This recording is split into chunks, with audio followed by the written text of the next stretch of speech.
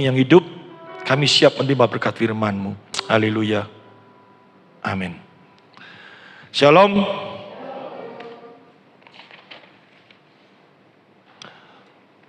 Judul khotbah saya hari ini, apakah kita betul-betul telah menerima anugerahnya? Ini penting sekali ya, karena banyak sekali anak-anak Tuhan yang sudah merasakan hidupnya telah menerima anugerah, tapi pada saat ditanya bahwa anugerah Tuhan itu diberikan kepada kita dan dampak daripada hidup ini harus nyata. Dampak yang nyata dalam hidupmu apa? Kalau kita telah benar-benar menerima anugerah Tuhan. Atau bukti bahwa kita benar-benar telah menerima anugerah Tuhan itu apa? Karena hal ini kan penting, no? Barang siapa tidak menerima anugerah Tuhan di dalam keselamatan, ya pasti mendapat hukuman kekal, betul ya? Anugerah Tuhan itu diberikan pada kita, dan bukti bahwa anugerah itu sudah ada dalam hidup kita itu apa?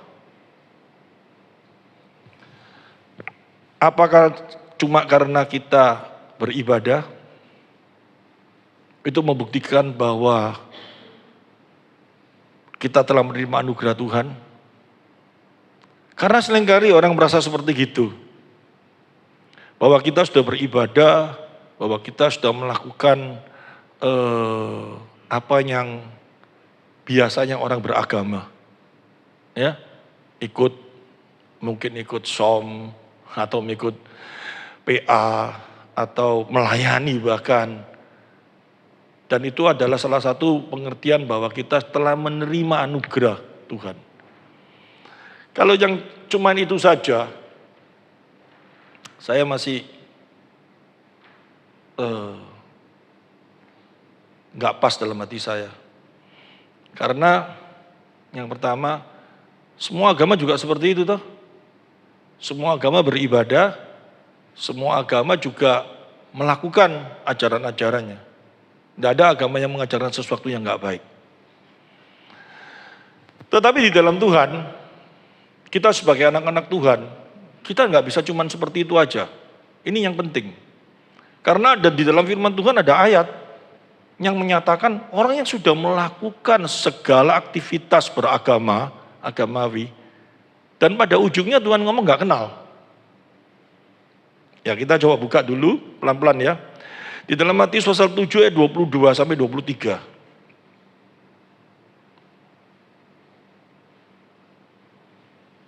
Pada hari terakhir banyak orang akan berseru kepadaku, Tuhan, Tuhan, bukankah kami berbuat demi namamu? Ini orang-orang yang beribadah luar biasa loh. Dan mengusir setan demi namamu. Dan mengadakan banyak mujizat demi namamu. Bahkan ini kalau saya lihat, yang kita baca ini bukan cuma datang sebagai jemaat. Tetapi mungkin pemimpin jemaat. Atau seseorang yang dikagumi karena dia mengatasnamakan Tuhan. Melakukan sesuatu yang spektakuler. Mujizat atau apapun juga. Terus apa coba kita lihat ayat 23. Pada waktu itu, itulah aku akan berterus terang kepada mereka dan berkata, aku tidak pernah mengenal kamu.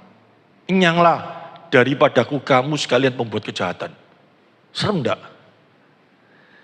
Karena sampai saat ini, orang merasa bahwa kalau sudah datang ibadah, taat setiap minggu datang, ngasih perpuluhan, ngasih persembahan, ikut kur, ikut paduan suara, ikut pelayanan, ikut apapun juga. Bahkan dalam dirinya pada waktu mendoakan orang dalam nama Tuhan Yesus Kristus sembuh.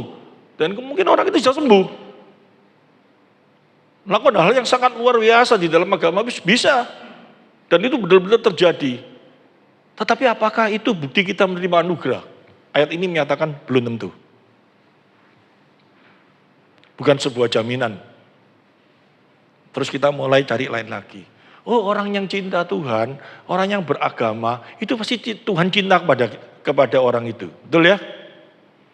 Dan kalau Tuhan cinta, hidupnya dalam dunia ini pasti dia makmur. Tidak pernah kena masalah. Ya itu, kalau Tuhan yang berkuasa, benar ya? Tuhan berkuasa, Tuhan itu kan berkuasa toh atas segala sesuatu dalam dunia, dalam kehidupan ini toh.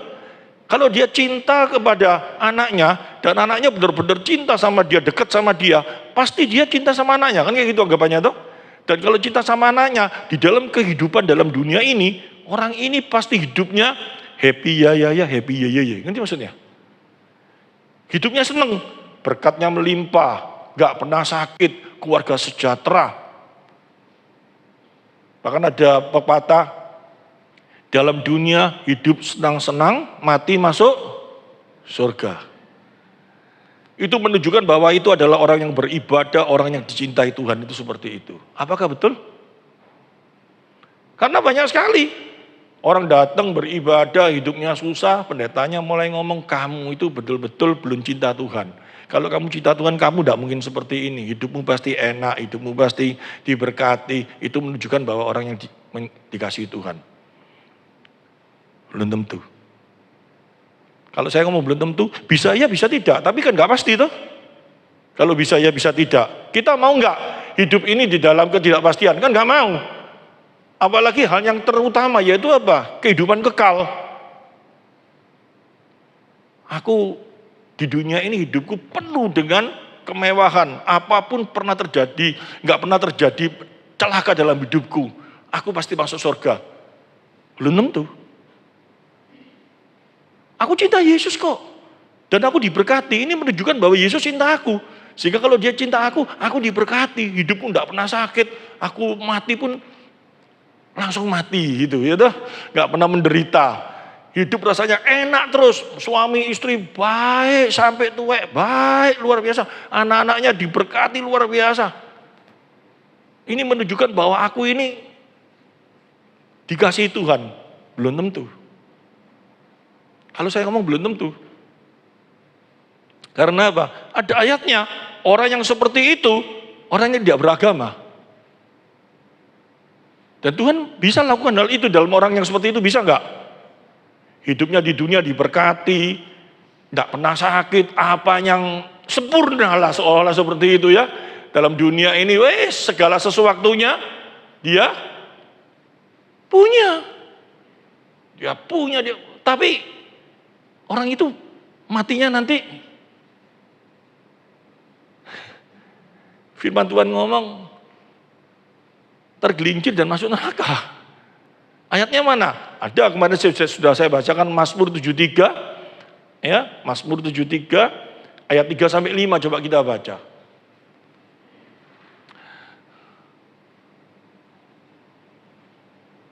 Sebab aku cemburu kepada pembual-pembual kalau aku melihat kemujuran orang-orang fasik. Orang-orang fasik itu orang tidak kenal Tuhan. Dikatakan pada waktu dia dalam dunia kayak apa? Coba, ayat yang keempat. Sebab kesakitan tidak ada pada mereka. Kita anak Tuhan, dia sering sakit enggak? Bangun tidur boyon sudahan kok tadi saya. Ya, saya umur 61 mau 62 ini. Kemarin olahraga senam jantung gitu katanya, senam darah tinggi, hipertensi. Tangannya suruh gini-gini. Tangannya gini-gini tidak apa-apa. Pundak saya tidak pernah gini. Kemeng semua pundak ini. Karena setengah jam disuruh gini terus. Ya gini terus. Tangannya tidak apa-apa gini-gini. Pundaknya sing kemeng, bangun tidur sakit semua. Rasanya gulunya mau putus rasanya. Ya. Ini tidak pernah sakit. Sehat dan gemuk tubuh mereka. Sehat dan gemuk. Fang-fang itu anaknya Momo kemarin sakit. Dia malam-malam saya diceritai sampai bingung, dia nangis. Tuhan, kalau aku salah ampuni, aku tegur aku Tuhan, jangan sampai kayak gini katanya. Kenapa sih, gara-gara apa? Anaknya sakit, buang air besar. Nah, Mumu itu kalau sudah tidur gak terasa apa-apa. Tidur keluar gitu. Ranjangnya kotor, malam-malam dia cuci-cuci sama marah-marah katanya. Saya ngomong, aduh. Tuhan masa hukumanmu cuma dengan cara seperti itu sih, kok pikirannya kayak gitu. Ya, itu salah makan lah aku ngomong kayak gitu. Ya. Ini Mumu sekarang kelihatan kurus, nanti lihat. Kurus, turun berapa kilo itu. Dihajar 2 hari itu, terus. Tapi sekarang sudah sembuh, dia bisa datang ke gereja. Tuhan itu baik. Jadi, ya saya kalau ngomong gini, Tuhan itu baik. Berarti kalau Tuhan baik, dia tidak pernah sakit. Kan gitu toh? Ini manusia. Kalau kita sakit, berarti Tuhan gak baik. Nah, manusia toh? Pada waktu ngomong, ya dia disembuhkan, Tuhan baik semua, amin. Berarti kalau saya ngomong Tuhan baik, tadinya dia enggak. Ya, ini manusia. Harusnya pikiran kita Tuhan baik itu, tadinya dia baik. Yang baiknya enggak baik itu siapa? Anak itu makan enggak karu-karuan. Tapi karena Tuhan baik, Tuhan tahu enggak boleh dimakan, tetap dimakan. Tapi karena dia sakit, Tuhan sembuhkan. Itu yang kita nyatakan Tuhan baik. Kasihnya tidak pernah berubah. Kita yang berubah-berubah terus. Ya. Jadi kalau sekarang kita merasa sudah dapat anugerah, kalau yang tadi cuma beribadah dengan sungguh-sungguh, lakukan ritual-ritual ibadah semuanya. Minggu ke gereja, ya, minggu ke gereja, ngasih perpuluhan, persembahan semua diberikan. Nanti Senin ya, tidak ke gereja, tidak ada kegiatan lah. Selasa datang ke gereja, kaum wanita mungkin, yang wanita. Yang laki-laki Rebo, kaum laki-laki. Kemis mengikut kur, Jumat apalagi, Sabtu apalagi. Lakukan terus. Apakah itu menunjukkan bahwa kita dapat anugerah? Belum tentu. Terus jika kita merasa betul-betul telah diselamatkan, apakah kita telah melakukan perintah-perintahnya? Nah, sekarang persoalan di sana. Karena ada beberapa orang, kalau aku menerima anugerah, aku pasti melakukan perintah-perintahnya. Kalau kita orang percaya kan melakukan perintah-perintahnya toh. Yang jadi pertanyaan, perintah-perintahnya yang apa? Yang sesuai dengan firman apa? Dengan hatimu. Perintahnya Tuhan itu kan banyak. Dipilih, ngerti maksudnya? Yang bisa dilakukan, yang sesuai dengan hati kita lakukan. Coba kalau ditepil lebih kiri, kasih kanan. Mau lakukan? Ya, enggak ngerti artinya sebenarnya. Ampuni musuhmu. Mau lakukan? Nah, ini. Jadi orang yang menerima anugerah Tuhan melakukan perintahnya kayak apa? Seluruh perintahnya atau pilih-pilih? Ini dah. Terus kita ngomongnya, ya aku masih belajar. Ngerti maksudnya? Yang aku mampu, perintahnya yang diperintahkan, ya aku lakukan yang aku masih bisa. Yang masih tidak bisa, ya aku masih apa? Bayi rohani. Nanti aku kalau rohaniku makin lama makin aku bisa kok. Kan kayak gitu. Sudah berapa tahun jadi Kristen? Sudah berapa tahun mengikut Tuhan? Kok tidak iso-iso? Kok tidak bisa-bisa? Kenapa ini? Mulai kita pikir, masa aku gak dapat anugerah? Aku cinta Yesus kok. Buktikan. Loh, sungguhan aku cinta Yesus. Ini kan bergolak terus dalam hati kita tuh. Aku mau sampai berani berkata, aku mau berkorban. Aku mau ke gereja. Aku demi mau melakukan ibadah. Aku rela kehilangan apa-apa. Itu sudah menunjukkan bahwa aku cinta Tuhan. Tapi ada beberapa perintah yang tidak bisa dilakukan. Loh, ini kan ya repot. Yang tidak bisa dilakukan ini bukan merasa bahwa wah ini kalau aku tidak bisa lakukan, aku ini salah. Aku harus berusaha bagaimana aku harus bisa melakukan. Ada keinginan seperti itu. Tapi enggak, dalam hatinya selalu ngomongnya apa? Yang ini aku enggak mau. Dan aku enggak mungkin bisa. Karena ini sudah nemen, aku enggak mungkin bisa. Banyak yang terjadi seperti itu enggak? Di Efrata jemaatnya enggak banyak. Ya, sedikit yang dipilih, sedikit yang masuk surga. Jadi sudah sedikit pasti masuk surga semua, ngerti? Amin. Kalau jemaatnya banyak, banyak yang dipilih, sedikit yang masuk surga. Gawat, gitu. Jemaat Efrasa sedikit. Sedikit yang dipilih, sedikit yang masuk surga. Amin. Jadi kita nggak usah banyak-banyak gitu. Ya, manusia banyak sekali bersilat lidah. Banyak sekali dengan cara ya.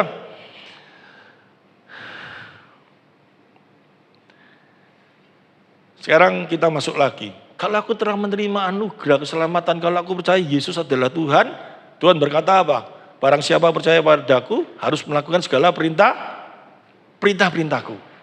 Nah, sekarang saya mau masuk. Perintahnya bagaimana yang kita lakukan? Berjalan sesuai agamawis atau sebagai anak Tuhan? Wah, ini beda loh. Perintahnya Tuhan ada dua enggak? Saya ulangi ya. Bahwa kalau kita percaya Yesus adalah Tuhan, di dalam perintahnya dia ngomong apa? Barang siapa percaya padaku, mengasihi aku, pasti melakukan segala perintahku. Di dalam perintah Tuhan itu ada dua. Satu secara agamawis, yang satunya lagi perintahnya kita sebagai anaknya. Anaknya yang bagaimana? Anak-anakan atau anak sungguhan. Anak yang telah ditebus dengan darahnya, anak yang telah ditebus dengan pengorbanannya, atau cuma anak-anak ngaku-ngaku.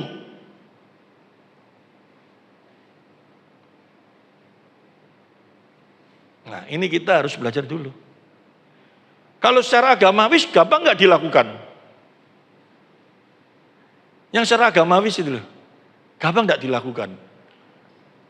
Dan orang yang sudah melakukan agamawis itu, kebanyakan di dalam kehidupan beragamanya menjadi tinggi hati enggak? Seperti seorang Farisi enggak? Ahli Taurat enggak? Ahli Taurat Farisi itu yang dibencani sama Tuhan Yesus, yang Tuhan Yesus kan enggak suka itu apa? Selalu menghakimi. Loh, Pak itu ya menghakimi loh, orang yang salah. Terus kalau saya enggak ngomong firman Tuhan itu bukan menghakimi. Saya memberikan menegur dengan menghakimi itu lain. Ya, kalau menghakimi itu berbicara kamu pasti enggak bisa, kamu. Kita bukan hak kita. Yang mampu sebagai hakim hanya Dia. Amin. Kalau kita menyatakan sesuatu yang salah, harus salah kita tegur, ya toh? Tetapi kita kasih solusinya. Ya, saya teruskan soal ini aja dulu.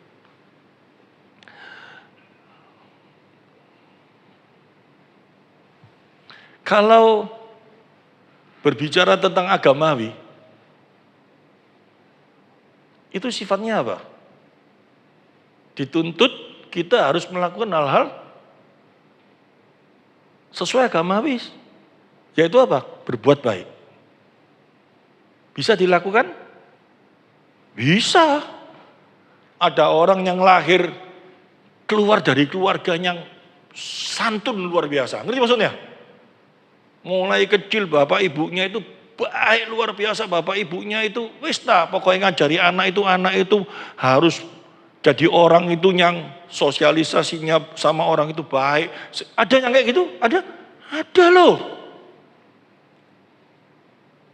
Siapa itu? Banyak kalau contoh tokoh-tokoh dunia. Mahatma Gandhi, itu dari keluarga baik enggak? Baik. Bahkan dia pada waktu dihukum mati dia tidak marah loh. Dia pada waktu dibunuh dia tidak marah loh. Mahatma Gandhi itu ya, badannya kalau difotokan kecil, kurus itu toh. Karena apa? Bukan karena dia enggak punya duit, biasa makan. Tapi karena dia lihat orang di India itu yang kelaparan, dia merasa kalau aku tidak merasakan seperti yang dia, orang-orang kelaparan itu, aku bukan orang benar, orang baik. Jadi dia pun seperti itu. Gak makan 3 hari cuma minum. Uangnya dia dikasihkan orang-orang baik gak? Baik. Sekarang gereja-gereja banyak enggak pendeta yang modelnya seperti gitu, baik itu. Baik. melayani seseorang, waduh. Kalau ada maksudnya ya baik luar biasa tambahan.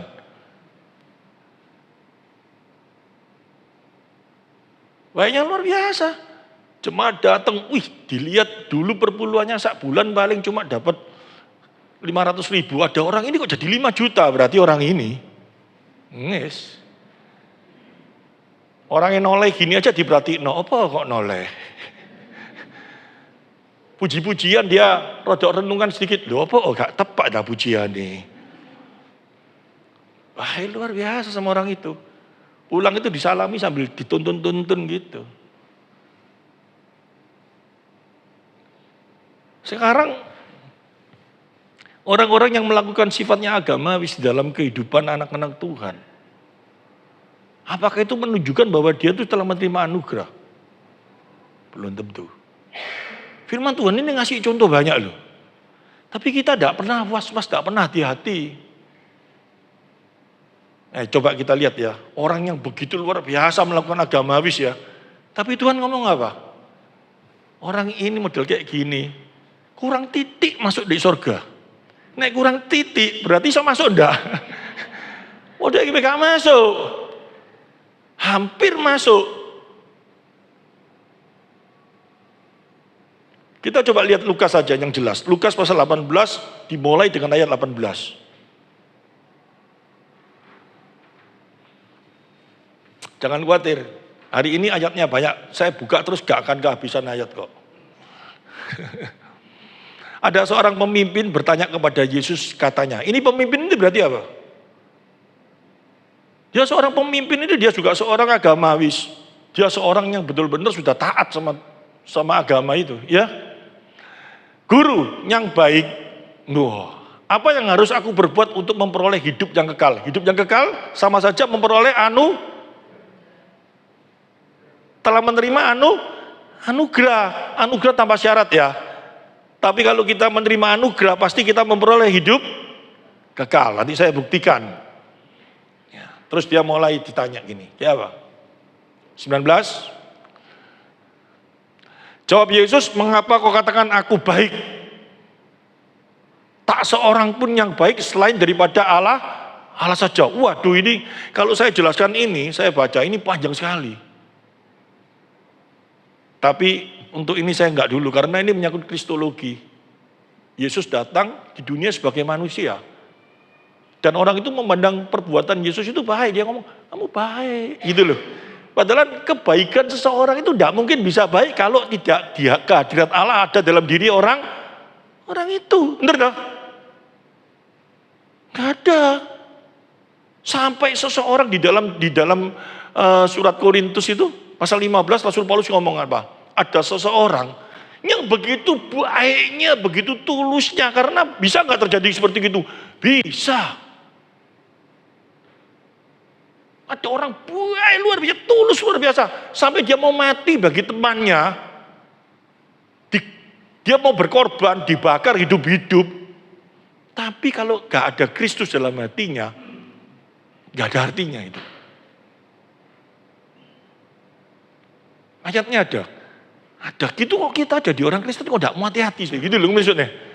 Merasa kalau sudah hidupnya sudah baik, sudah benar, waduh aku mesti dapat anugerah. Apalagi kayak saya dulu ya, gak pernah ke gereja. Saya dulu gak pernah ke gereja. Sampai umur berapa itu? Cik Bimbing yang tahu. Istri saya ya, ke gereja enggak. Sampai umur 30 lebih gak pernah ke gereja. Wah nakal, dukem apa, dah karu-karuan semua. Terus habis itu ke gereja. Terus habis itu melayani.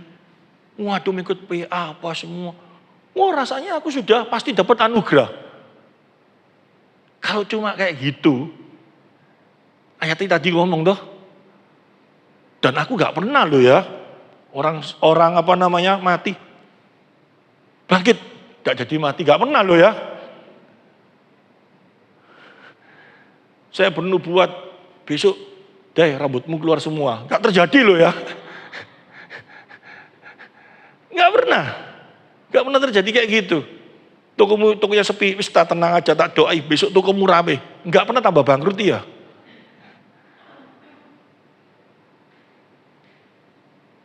Itu aja yang di firman Tuhan, orang yang lakukan kayak gitu aja dikatakan gak terima anugerah. Wah, aku nyampe no firman, dikatakan bernubuat itu nyampaikan firman. Gak dapat anugerah. Terus kayak apa yang dapat anugerah? Ayo. Sudah lama jadi jemaat Efrata, kayak apa yang dapat anugerah? Modelnya kayak apa? Ini.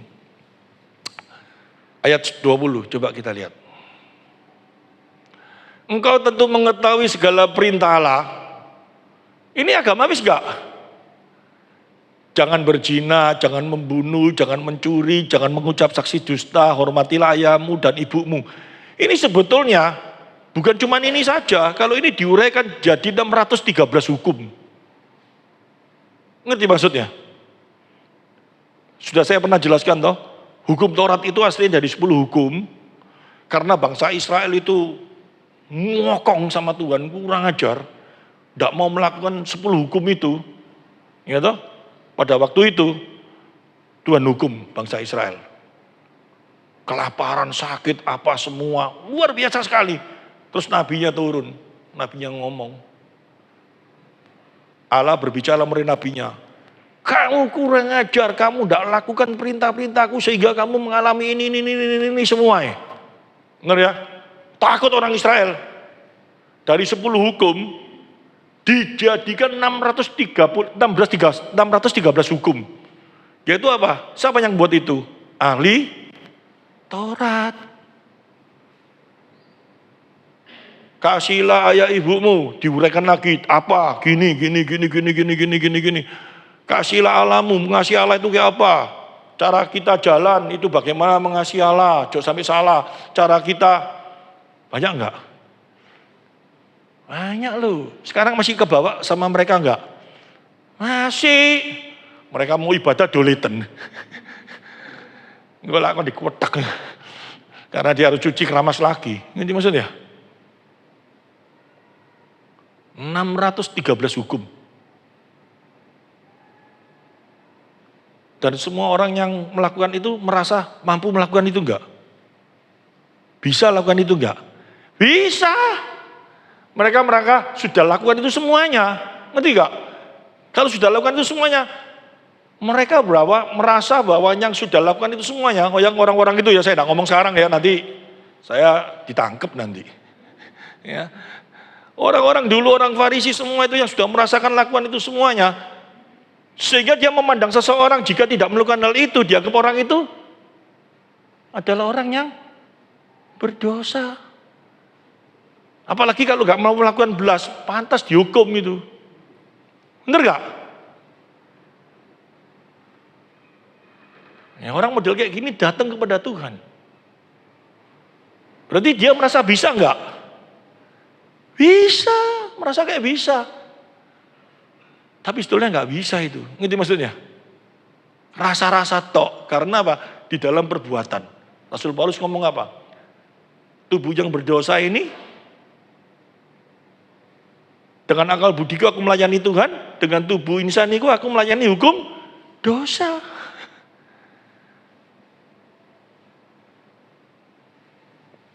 Coba kita lihat ayat selanjutnya.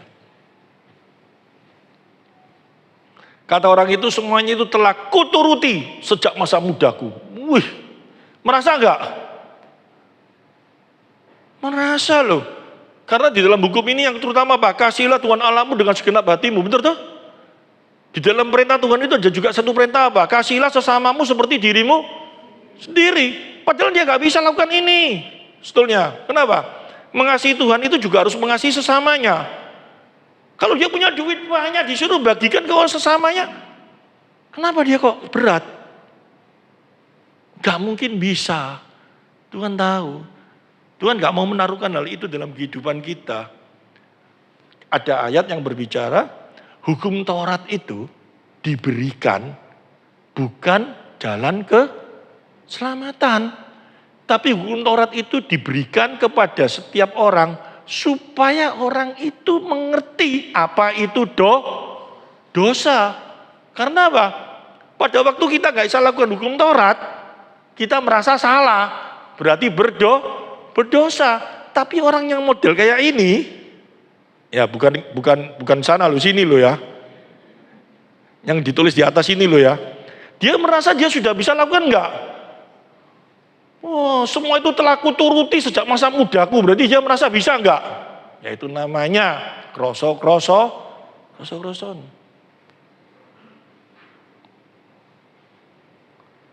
Mulai sama Tuhan dikasih satu selentilan. Ya kalau kayak gitu, semua hartamu itu jualan kasihin orang sih nggak mampu. Jerit dia, ngerti maksudnya? Karena kedagingan ya toh, dia jerit. Padahal itu apakah itu syarat untuk seseorang menerima anugerah? Enggak. Itu cuma untuk membuktikan bahwa orang ini ngomong dia ayat 21 ini gedabrus, ngerti maksudnya? Kalau dia bisa melakukan ini semua, Yesus gak perlu turun ke dunia, benar gak? Loh, kalau dia bisa melakukan seluruh hukum Allah, Yesus itu turun ke dunia untuk menggenapi hukum Allah. Loh, dia sudah bisa menggenapi, ya ini namanya Pak Men mungkin. Gak usah Yesus, Pak Men aja jadi juru selamat, benar toh? Karena dia semua itu telah kuturuti sejak masa mudaku. Waduh. Sekarang kembali di eranya kita. Kita bukan eranya perjanjian lama. Kita eranya perjanjian baru. Apakah kita benar-benar telah menerima anugerah? Di dalam perjanjian baru ada enggak hukum-hukumnya? Dikasih kode, cuma kita sendirinya enggak mau tahu.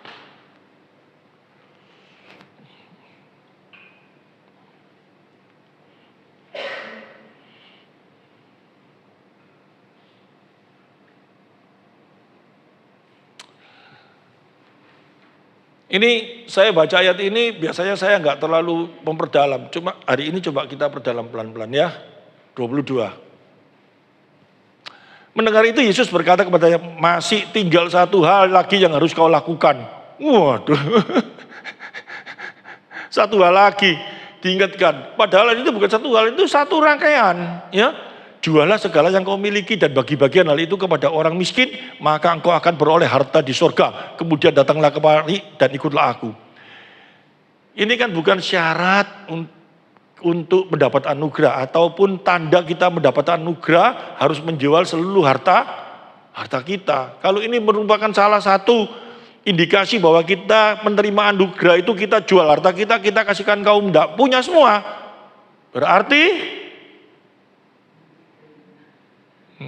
nggak usah diomong, gitu.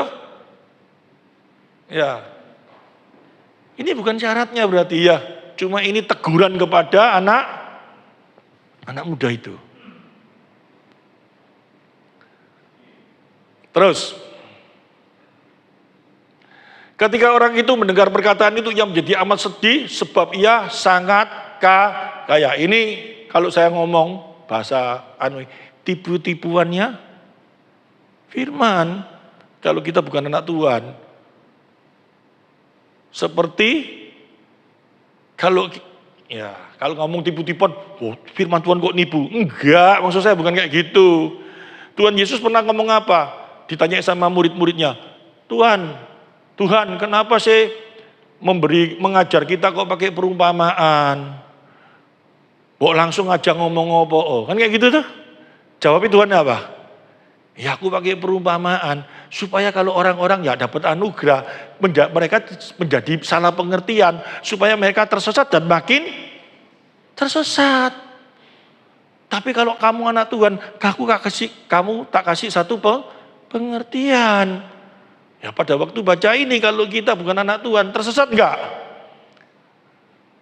Mendengar perkataan ini menjadi amat sedih sebab ia sangat kaya. Waduh, jadi orang Kristen ojo kaya-kaya. Kan kayak gitu tuh. Kalau kaya nanti bisa gak masuk surga. Karena berarti duwe tok. Aritmatea itu orang kaya loh ya. yang ngasih kuburan untuk Tuhan Yesus. Dia masuk surga enggak? Masuk. Pasti, karena dia percaya Yesus adalah Tuhan. Amin. Abraham itu kaya enggak? Ayub itu kaya enggak? Firaun itu kaya enggak? Kaya miskin itu enggak nentukan masuk surga neraka, men. Jadi orang itu jadi aneh-aneh. Orang kaya sulit masuk surga, buktinya apa? Ini Yesus ngomong, lihat konteksnya. Itu loh. Dan hati-hati, kita harus benar-benar jeli. Kalau enggak, kamu makan buah itu nanti kalau kamu makan, kamu bisa seperti Tuhan, maka dari itu kamu jangan makan. Tidak boleh makan, ya toh? Pada waktu dia sudah makan, terus Tuhan berkata, karena mereka sudah seperti saya. Berarti omongan iblis betul. Iya betul, jalat. Ya itu, gara-gara yang seperti, banyak kayak gitu enggak? Banyak, karena apa? Pengetahuan akan firman Tuhan, enggak ada. Bukan, enggak terima anugerah kalau saya ngomong. Kalau terima anugerah itu disikapkan pelan-pelan. Karena hati kita, gini ya, orang beribadah, orang menerima anugerah, tidak mungkin mandek cuma gini tok. Maaf ya, saya main keyboard. Ingat loh omongan saya ya. Aku melayani Tuhan, aku setia sama Tuhan. Buktinya apa? Aku main keyboard. Sampai mati aku main keyboard. Enggak. Kamu boleh main keyboard, tapi anak Tuhan, makin hari harus makin naik terus. Pengenalan akan dia. Amin. Jangan cuma sekedar aku main keyboard, tok itu berarti kamu cinta Tuhan. Tidak. Jangan cuma main drum tok, yoyo ya, itu cinta Tuhan. Tidak. Sing satu ini main bass aku gak kenal ya. Bukan cuma itu tok, bukan cuma WL tok, aku bisa nyanyi tok itu cinta.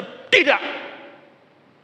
Kalau kau cinta Tuhan, kau ingin makin hari ingin makin mengenal dia. Mengetahui siapa itu dia. Dengan cara kau mengetahui dia, engkau akan tahu siapa dirimu. Ini sih penting, ini kuncinya. Kenapa kuncinya? Dengan kita mengetahui diri kita, nanti kita bisa melakukan perintah-perintah yang lain. Yang lain itu apa? Perintah. Yang satu kita disuruh melakukan perintah secara agamawi, yang satu perintah kita sebagai anaknya. Nanti saya jelaskan. Ketika orang itu mendengar perkataan ini, ia menjadi amat sedih sebab ia sangat kaya. Terus, lalu Yesus memandang dia dan berkata, alangkah sukarnya orang yang beruang, masuk ke dalam kerajaan Allah. Berarti, ya sudah saya jelaskan toh. Terus, sebab lebih mudah seekor unta masuk melalui lubang jarum daripada seorang kaya masuk ke dalam kerajaan Allah. Sebetulnya ini bukan cuma orang kaya atau orang miskin, orang apapun juga yang namanya orang tidak mungkin bisa masuk kerajaan surga tanpa kasih karunia. Amin. Kalau dengan perbuatan toh nggak mungkin bisa. Buktinya apa? Coba ya 26 itu jawabnya di sana omongan saya ini.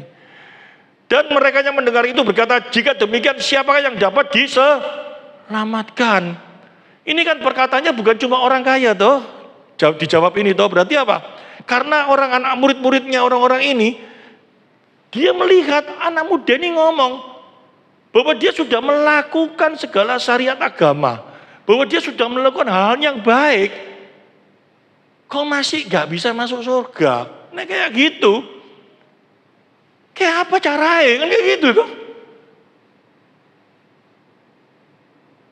Menurut mereka pandangan mereka, anak orang-orang tadi sebagai pemimpin agama itu kan sudah melakukan hal yang baik toh. Mengasihi papai, mengasihi apa, dan orang itu jawab, betul apa salah gak tahu ya. Dia jawab, aku sudah lakukan itu semua. Tuhan gak ngetek-ngetekan ngomong, mana sudah, kamu masih sama papamu kurang ajar. Dia gak ngomong kayak gitu toh. Dia cuma ngomong, jualin semua itu, kasihkan anu. Waduh. Kalau seperti itu berarti perbuatan baik itu semuanya. Itu yang dia tadi ngomong, gak berzina, gak membenci, gak gini semuanya. Gak bisa masuk surga, gak ada syarat, bukan syarat itu. Bener gak? Paham maksud saya? Apa mau saya baca lagi? Nanti selesai khotbahnya jam 1 loh.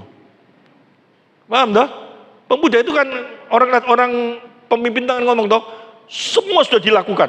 Itu perbuatan semua toh. Tapi Yesus ngomong, no, gak bisa. Cuma satu ini. Itu bukan berarti itu syarat dapat anugerah, itu menunjukkan bahwa dia dapat. Enggak. Tuhan tahu. Isi hati orang itu enggak mungkin. Manusia enggak mungkin bisa. Orang itu cuma datang kepada Tuhan, Tuhan aku enggak mampu loh, enggak bisa loh. Ya Tuhan ngomong, percaya aku yang kasih kamu kemampuan. Amin. Selesai. Sebetulnya seperti itu tuh. Karena dia mengandalkan segala perbuatan. Dan murid-muridnya ini juga bingung. Loh kalau yang kayak gitu, model kayak gitu, gak membenci, gak berzina, gak gini, gak bisa masuk surga. Lah siapa yang bisa masuk? Pemimpin agama loh itu. Dikasih tahu tuh. Ayat berapa tadi 18 coba dibukanya pertama. Dibuka lagi.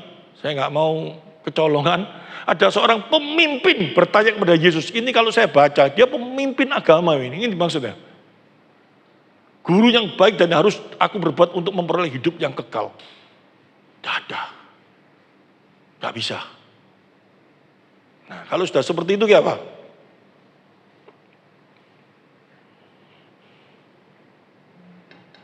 Tadi ya sudah kasih kode cara Di dalam perintah Tuhan itu ada 2 Coba sekarang selidiki aku, lihat hatiku. Apakah ku sungguh menjadi anakmu atau anak-anakan? Kalau cuma melakukan syariat agama, perintah Tuhan ada enggak syariat agamanya? Ada toh? Harus datang bersekutu itu syariat agama toh? Kalau kamu sudah ke gereja, kamu pasti masuk surga. Bener? Enggak. Kalau ada orang enggak punya, kasih duit, masuk surga? Enggak. Sekarang kita ngerti toh? Tapi itu harus dilakukan? Harus. Ya. Tapi pertanyaannya, di dalam perintah-perintahnya ada beberapa perintah. Ada beberapa perintah yang menjadi sesuatu yang enggak kita sukai. Perintah yang apa? Ya selidikono dhewe hatimu. Kira-kira apa?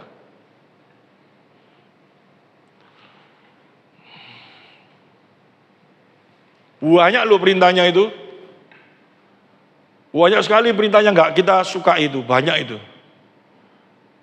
Tempeling kiri, kasih kanan, gak mau, masuk kayak gitu. Ampuni musuhmu, berapa kali? 7 kali 7 kali 7. Gak iso aku. Ya pokoknya nek wis mau baik, gini aku bisa ngampuni. Itu berarti pengampunannya harus syarat. Padahal Tuhan Yesus ngomong kayak apa? Hendaknya engkau kudus seperti aku ini kudus. Hendaknya kau sempurna. Karena aku sempurna kasihnya itu. Ngerti maksudnya? Terus Tuhan Yesus itu mengampuni kita karena apa? Ada syaratnya enggak? Kamu tak ampuni dosamu kalau kamu gini. Enggak toh? Loh iya diampuni karena mengaku Yesus adalah Tuhan. Betul. Tapi siapa yang bisa mengaku melalui mulut bibirnya sendiri? Tidak ada. Saya buktikan. Petrus pada waktu ditanyai sama Tuhan, seluruh muridnya, siapakah aku ini? Muridnya ngomong apa? Elia. Ya, ada yang ngomong saya. Terus Petrus ngomong, engkau adalah anak Tuhan. Yesus ngomong apa? Yang ngomong ini bukan kamu. Tapi yang ngomong ini siapa? Bapakku yang memberikan kuasa kepadamu untuk bicara bahwa aku adalah Tuhan. Berarti kemampuan seseorang bisa mengaku Yesus adalah Tuhan itu bukan dari kekuatan dirinya sendiri. Buktinya apa? Pada waktu itu Roh Kudus belum paten. Ngerti maksudnya ya? Belum diberikan dicurahkan secara mutlak. Bisa keluar, bisa masuk. Bisa keluar, ya bisa masuk, bisa keluar.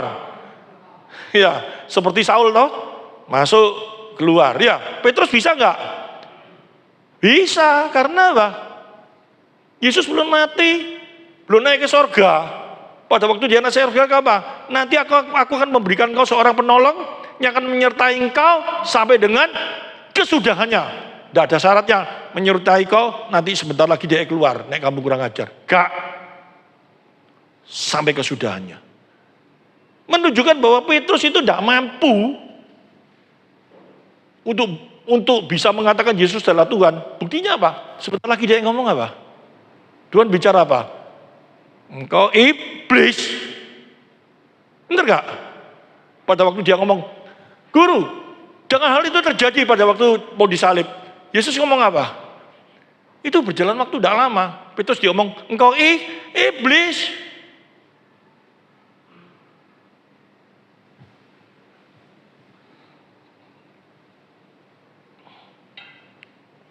Hari ini kita belajar salah satu ya perintahnya yaitu tentang hal apa? Mengampuni. Coba mulai selidiki hati kita satu-satu. Apakah kita benar-benar bisa mengampuni? Wih, aku mulai mikir, gak gampang loh itu. Ngerti maksudnya? Mengampuni itu. Tapi banyak sekali ayat-ayat yang menunjukkan kalau kita tidak bisa ngampuni itu menunjukkan bahwa kita ini bukan anak Tuhan. Dalam doa aja dikasih tahu apa? Ampuni kami seperti kami mengampuni orang lain yang bersalah kepada kami. Di ayat selanjutnya dikatakan, kalau kamu tidak bisa mengampuni orang, Bapakmu juga tidak akan mengampuni kamu. Waduh. Ayat apa ini?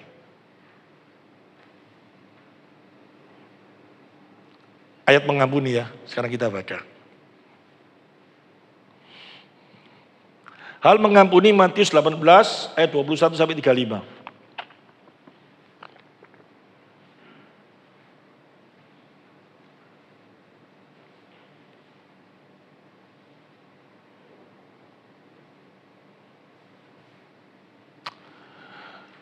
Ini di ayat ini ya, nanti kita baca sampai dengan ayat 35. Terus mulai kita pikir, kira-kira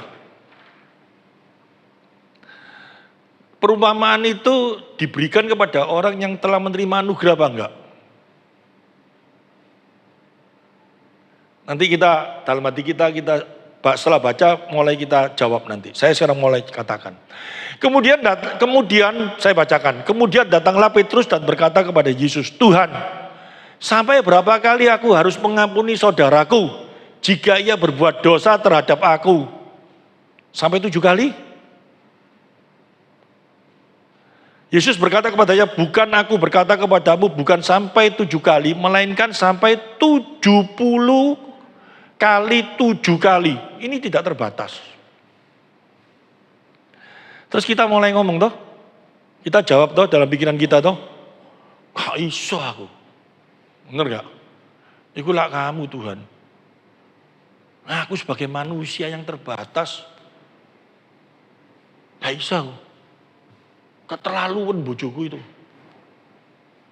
Sudah tak layani sedemikian rupa, baik aku itu, wes. Dia laki, gak iso ngelaki. Gak iso ngelaki itu apa? Gak nunjuk sebagai laki. Aku mau, aku baik gini-gini. Weh kurang ajar nyeleweng, kebuacut, gak iso aku. Saya ngomong kita bisa siapa?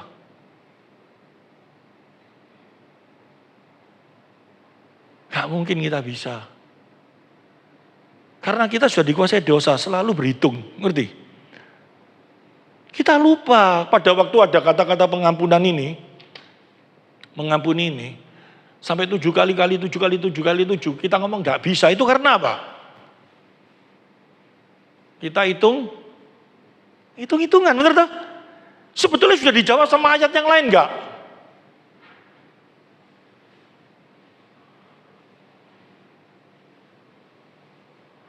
Matius pasal 6 ayat yang ketiga, coba kita baca.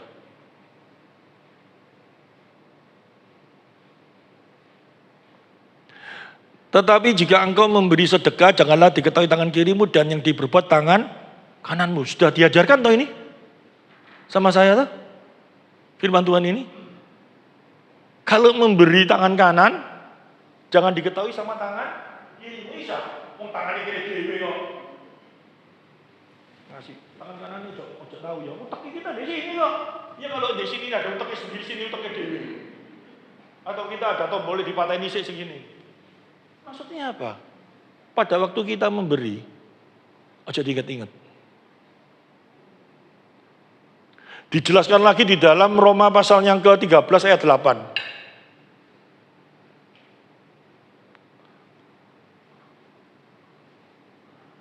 Janganlah kamu berhutang apa-apa kepada siapapun juga, tetapi hendaklah kamu saling mengasihi. Iki lho, ayat berbicara hutang ini, sekarang utang kita ini cuma yang dipikir ini duit, langsung diterapkan bahwa ini berbicara duit, rusak.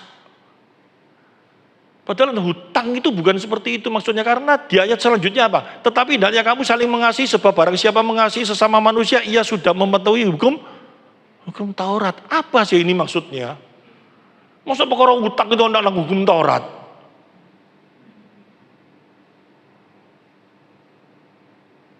Seluruh hukum Taurat ini melingkupi apa? Seluruh hukum Allah enggak? Di dalam hukum Allah ini ada hukum Taurat enggak? Kasihlah Tuhan Allahmu, kasihlah sesamamu, melakukan perintah Tuhan. Itu yang ada di dalam hukum Taurat. Sekarang dikatakan, janganlah kamu berhutang apapun kepada siapapun juga. Banyak enggak terjadi dalam kehidupan kita ini merasa aku ini utang sama ini dan orang itu utang sama aku, banyak enggak? Utang itu jangan diidentikan dengan duit tok. Perbuatan itu juga dihitung dalam hutang enggak? Tak sopo, gak dianggap utang mbak aku ya. Sekali. Meni tak sopo lagi. Nengos, ping lurun. Sopo dengan baik-baik siang. Nengos, gak kira tak sopo menekon. Selawasi sampai mati aku gak gelem nyopo. Wih.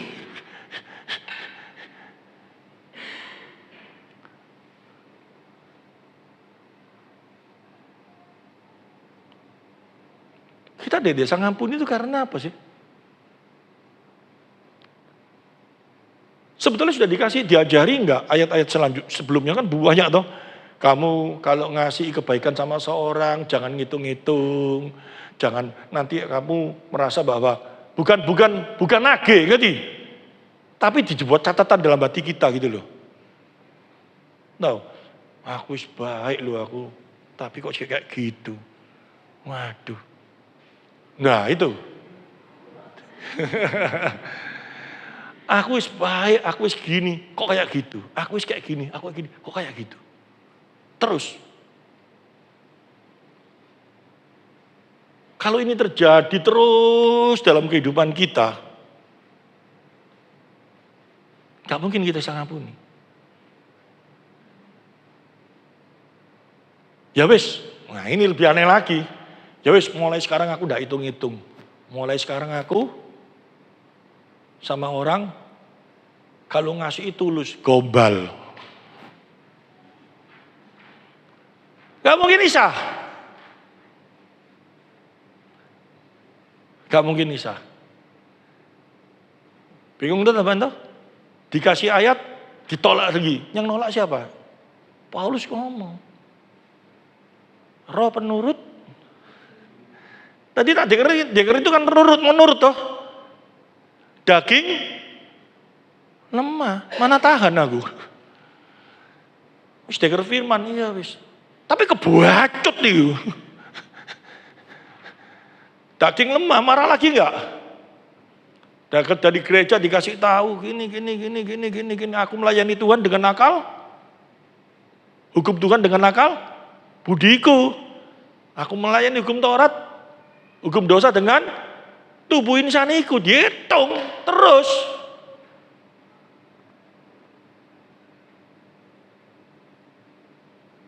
Cilakalah aku. Bener cilaka enggak? Bisa kita masuk surga? Kita bisa cari jalan sendiri. Kayak apa caranya ngampuni orang? Ini kalau kamu tidak mengampuni seseorang, kamu tidak bisa masuk surga loh. Dikatakan kayak gitu doh. Lu kok bisa katanya masuk surga itu cuma karena mengasihi engkau, dapat kasih karunia. Nah, kalau kamu dapat kasih karunia, kamu pasti bisa ngampuni orang. Wih, kok bisa?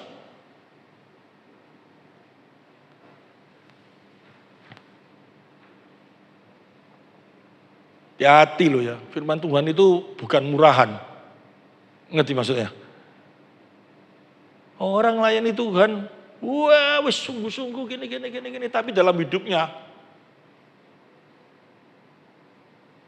kalau disinggung hal ini aku gak terima. Kalau hal ini dalam hidupku disinggung, aku gak mau.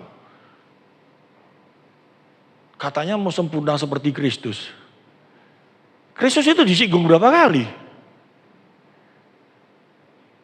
Kalau kau memang anak Tuhan, turun. Kalau engkau, waduh, dia gak marah kok.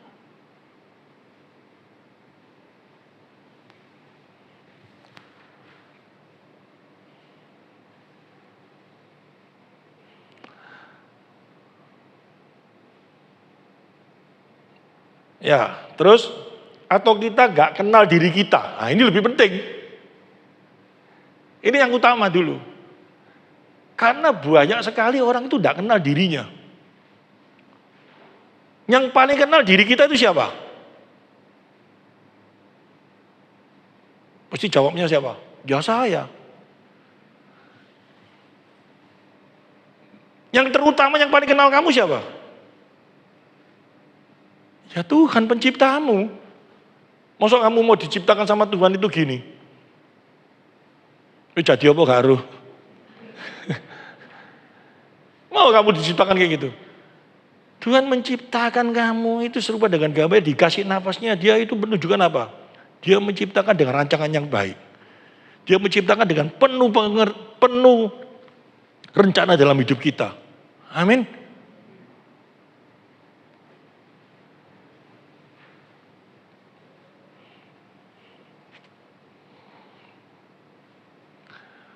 Karena kita nggak tahu diri kita ini modelnya kayak apa. Terus kita ini mau berjalan melangkah di dalam Tuhan. Dan tadi kita sudah mulai tahu tuh. Kenapa kok kita tidak bisa lakukan perintahnya Tuhan? Perintah sebagai anak, ngerti maksudnya? Kasihlah sesamamu ini, ampuni. Bicara tentang ampun lah, semua orang itu sulit ngampuni kok. Sulit kok. Orang ini, wah, kemarin kan saya barusan cerita tuh. Anak buah saya tuh, tak cerita tuh. Tapi sekarang puji Tuhan, dia aneh-aneh saya tetap ketawa aja kok.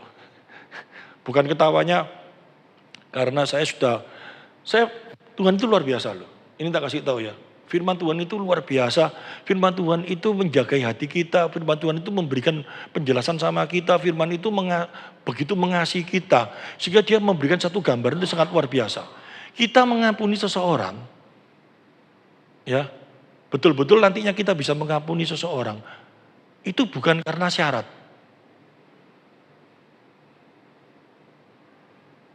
Kita baca aja ayatnya dulu ya. Jadi enak hal mengampuni ini ya.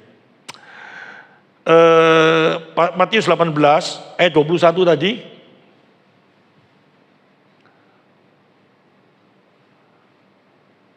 Terus tentang perumpamaan tadi, perumpamaan. Terus setelah ia mulai mengadakan perhitungan itu dihadapkanlah kepadanya seorang yang berhutang 10.000. Loh, mulai dari tentang perumpamaan. Ayat berapa tadi? 23 ya. Sebab hal kerajaan sorga seumpama seorang raja yang hendak mengadakan perhitungan dengan hamba-hambanya. Ya.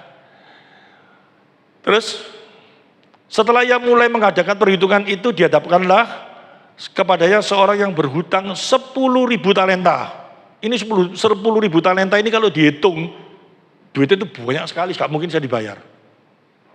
Ya. Terus tetapi karena orang itu tidak mampu melunaskan hutangnya, raja itu memerintahkan supaya ia dijual beserta anak istrinya dan segala miliknya untuk membayar pembayaran hutangnya. 26. Maka sujudlah hamba itu menyembah dia, katanya, sabarlah dahulu segala hutangku akan ku lunaskan. Terus Lalu tergeraklah hati raja itu oleh belas kasihan akan hamba itu sehingga ia membebaskannya dan menghapuskan hutangnya. Tetapi ketika hamba itu keluar, ia bertemu dengan seseorang hamba lain yang berhutang 100 dinar kepadanya. Ini tidak sebuah kecil sekali. Ia menangkap dan mencekik kawannya itu, katanya, bayar hutangmu. Maka sujudlah kawannya itu dan memohon kepadanya, sabarlah, dahulu hutangku itu akan kulunaskan. Tetapi yang menolak dan menyerahkan kawannya itu ke dalam penjara sampai dilunaskannya hutangnya. Melihat itu kawan-kawannya lain sangat sedih, lalu menyampaikan menyampaikan segala yang terjadi kepada tuan mereka. 32, raja itu menyuruh memanggil orang itu dan berkata kepadanya, hai hamba yang jahat, seluruh hutangmu telah kuhapuskan karena engkau memohonkannya kepadaku. Bukanlah engkau pun harus mengasihi kawanmu seperti aku telah mengasihi engkau? Maka marahlah tuannya itu dan menyerahkannya kepada algojo sampai ia melunaskan seluruh hutangnya. Ya, sampai dengan 34 ya. 35. Maka Bapakku yang di surga akan berbuat demikian juga terhadap kamu apabila kamu masing-masing tidak mengampuni saudaramu dengan segenap hatimu. Dengan segenap hatimu itu kayak apa? Mengampuni bukan dengan syarat. Ngerti maksudnya?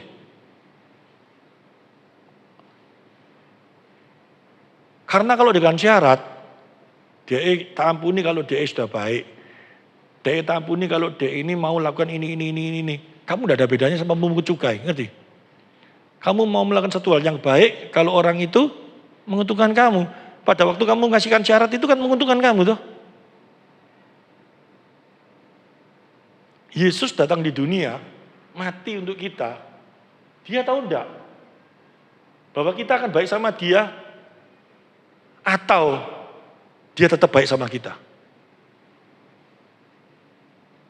Dia datang di dunia, dia tahu kok dia akan dimatiin di kayu salib, dia akan disiksa, dia akan itu semua, tapi dia lakukan itu semua, tapi dia tetap mau baik. Dia tetap mau mengampuni. Dia memberikan hidupnya. Dan itu diajarkan sama kita. Karena apa? Dia datang sebagai hamba, benar gak? Nah kita di dunia ini sebagai hamba atau sebagai tuan? Tuhan kita siapa? Tuhan Yesus toh. Kalau kita sebagai hamba, apapun yang kita lakukan untuk Tuhan kita enggak. Kita mungkin bisa dimatiin sama dia, tapi melalui kematian kita ini, nama Tuhan ditinggikan. Amin. Kalau saya ngomong kayak gini tambah angel enggak? Enggak mau. Terus saya kayak gitu mau aku. Enggak mau jadi orang Kristen, enggak apa-apa. Masuk neraka. Lu kok angel? Saya ngomong gampang siapa jadi orang Kristen? Anugerah itu bukan murahan.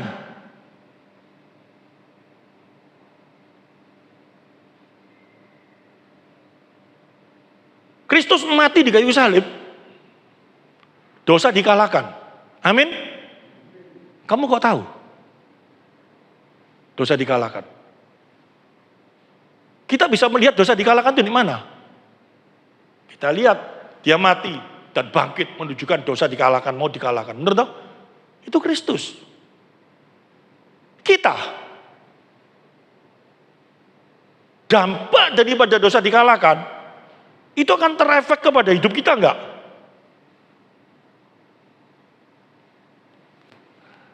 Kalau Yesus gak mati di kayu salib, dosa tetap berjaya enggak? Yesus mati di kayu salib, dosa dikalahkan enggak? Buktinya apa? Dia mati dan bangkit. Amin. Pertanyaan saya, di dalam hidupmu kayak apa? Itulah Yesus. Di dalam hidupmu kayak apa? Kamu menerima keselamatan daripada dia. Kamu diampuni dosamu. Buktinya mana kalau dosamu diampuni? Dosa itu di dalam hidupmu dikalahkan enggak?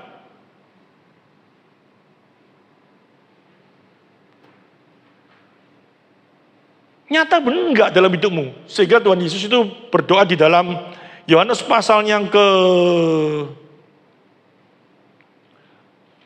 Yohanes pasal berapa ini ya?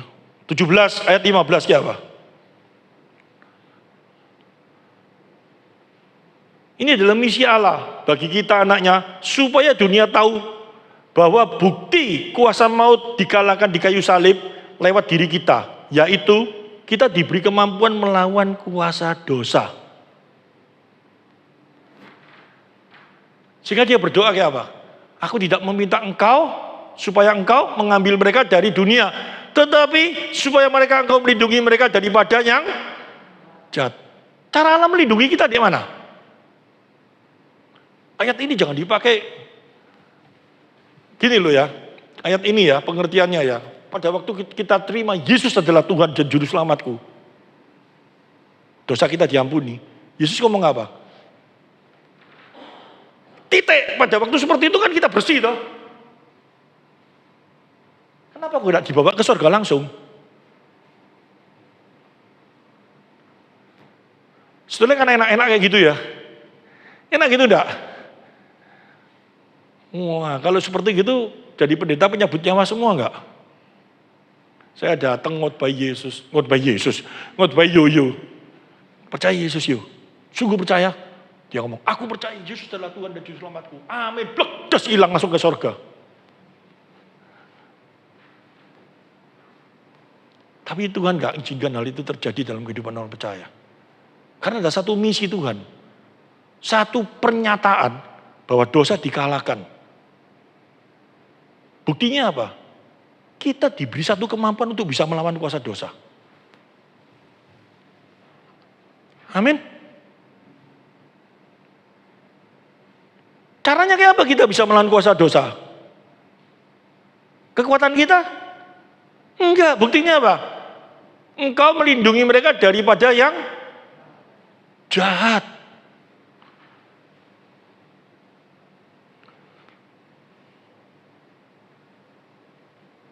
Tapi kita nggak tahu. Kita harus tahu dulu diri kita ini modelnya kayak apa.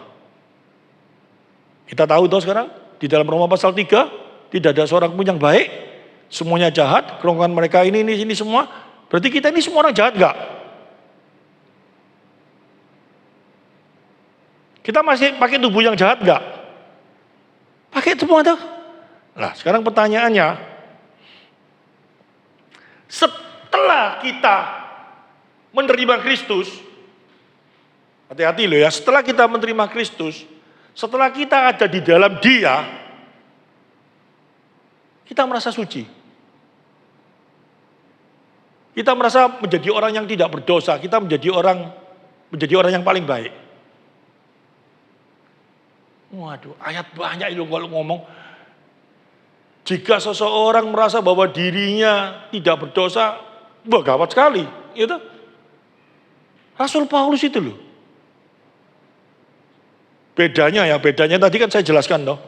Kalau orang melakukan syariat-syariat agama, orang melakukan hukum-hukum Taurat, yang terjadi dalam hidupnya apa? Menghakimi satu, yang kedua merasa dirinya paling. Sehingga Tuhan Yesus ngomong apa? Kamu modelnya kayak kubur yang dikapur, dalamnya balung tok, busuk. Ngomong kayak gitu toh.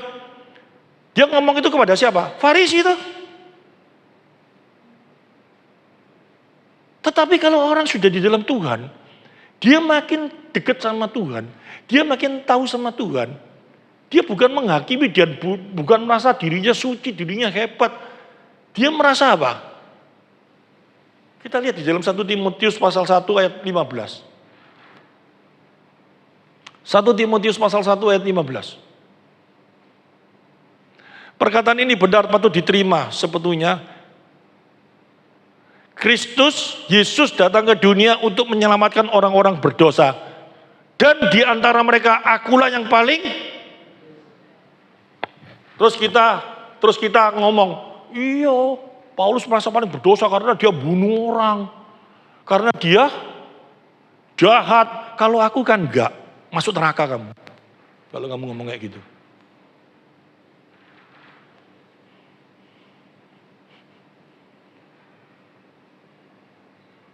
Paulus ngomong kayak gini itu bukan dengan pengertian seperti itu.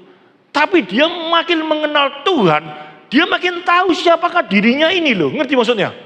Sehingga dia nulis di dalam Roma pasal yang ke-7 itu, celakalah aku tanpa Yesus. Amin.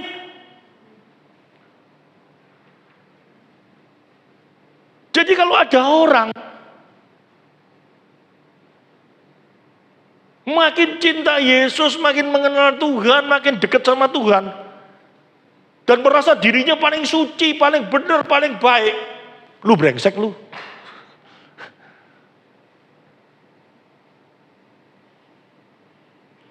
Orang makin cinta Tuhan, makin dekat Tuhan, maka merasakan bahwa dirinya ini penuh dengan dosa, setiap hari bergantung sama Dia. Amin. Makin bergantung sama Dia sepenuhnya. Bergantung itu dengan satu pengertian apa? Mengakui bahwa tanpa Tuhan dia gak mampu hidup. Karena dia sudah tahu keberdosaan dirinya ini sedemikian jahatnya. Sehingga kalau dia bisa lakukan hal yang baik, yang keluar dari mulutnya hanya ucapan syukur, bukan kesombongan. Amin. Itu yang harus ada dalam diri kita. Sehingga pada waktu aku bisa ngampuni orang yang paling bencek sama aku. Bukan aku merasa, aku sekarang hebat. Enggak. Aku sekarang merasa apa? Terpuji Tuhan. Ternyata aku adalah orang pilihan-Mu. Aku bisa seperti ini. Dan aku sudah rasanya kok dibersihkan sama Tuhan dalam hal ini. Senangnya luar biasa loh. Saya nyampaikan firman Tuhan seperti ini karena saya ngalami dalam hidup saya. Entah itu siapa lawanmu aku tidak tahu. Orang yang paling bejek kayak apa saya tidak tahu. Tapi kita diberi satu kemampuan seperti itu. Bukti kemampuan itu di mana? Dijelaskan kok firman Tuhan ini sama Rasul Paulus. Yaitu apa? Kalau kita lihat tataannya ya. Roma pasal 1 dikenalkan siapa itu Allah. Roma pasal 2 Allah itu bagaimana. Roma pasal 3 doktrin dosa. Roma pasal 4 sampai 5, 6, 7 dikatakan tentang keselamatan hanya anugerah. Nanti terus turun terus. Sampai pada bahwa Kristus telah melakukan semuanya bagi kita. Nanti di dalam Roma pasal 8, setiap anak Tuhan diberi satu kemampuan untuk menghadapi dosa. Dengan kuasa apa? Allah Roh. Allah Roh Kudus itu di Roma pasal 8. Tuhan turut bekerja dalam segala hal mendatangkan kebaikan bagi setiap orang yang mengasihi Dia. Kuasanya itu berjalan melalui apa? Kuasa apa? Kuasa Allah Roh Kudus yang diberikan dalam kehidupan kita. Amin.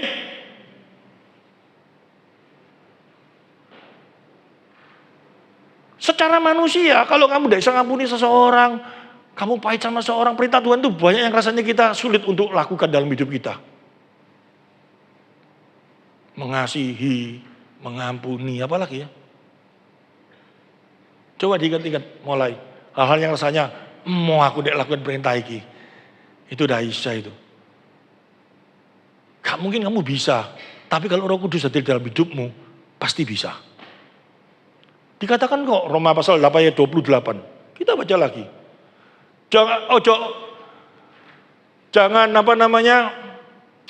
Roh Kudus diberikan kepada kita itu supaya kita bisa dapat keuntungan di dalam dunia ini.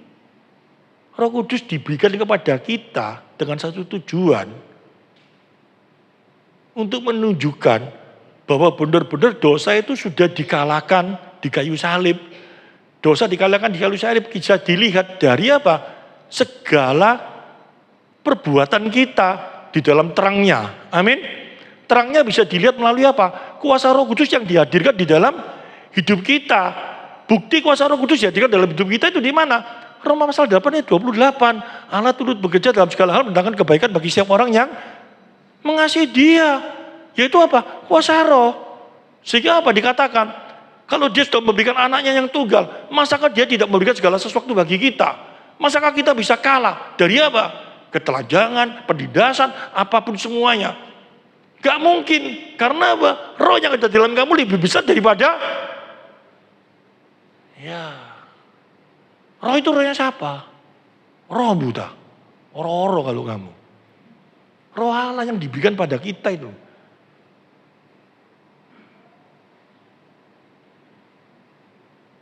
Sekarang bisa nggak mengampuni seseorang? Langsung kita ngomong, bisa.